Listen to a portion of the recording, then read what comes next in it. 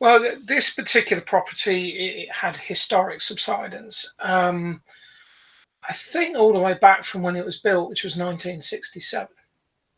And what had happened, where we are, um, we're out in the fens, and the property was built on a raft in this instance. So not particularly standard traditional foundations that you would see, but a raft, perfectly adequate in normal events. But in this particular situation, there apparently had been an old dike across the site, which went through the corner of the property, particularly the corner of the property, which meant that as you were facing the property, the right-hand corner had dropped by 30 mil.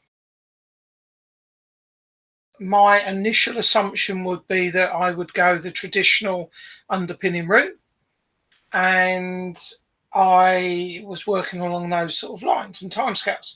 And I needed a structural engineer in there to enable me to get the funding and so on and so forth. And he happened to mention your product.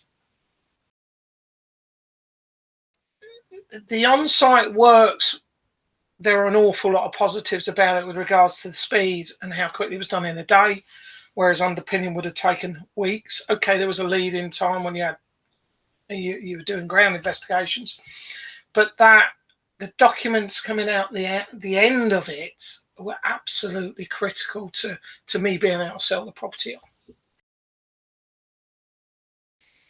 The issue of this certificate of structural adequacy, the CSA, and the insurance-backed guarantee, and because ultimately, and albeit that it wasn't necessarily, this was bought cash by the people that bought it off me, the reality is most people need to buy via a mortgage. Therefore, for me, it was key to have the CSA and key to have the insurance-backed guarantee for their home insurance. So that was pretty critical. And up to that point, for me to get a CSA, I would have needed to have got it through the structural engineer if I was doing it on the underpinning, or from that specialist contractor that would have done it. Yeah, all in all, one day in, out, gone, and with no disruption, and then I could put the flooring back. Whereas an underpin for that sort of time scale, for that kind of size, I reckon that would have taken a month, probably.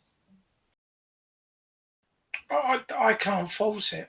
I can't fault it all the way through. I had a lot of dealings with Freya. Freya came out to see me, very knowledgeable, put my mind to rest, looked at different scenarios, looked at value engineering it as such, because we were looking at initially 500 mil spacings, and then when we'd found the ground investigation and so on and so forth, it went to a meter. So I found it very professional, very smooth.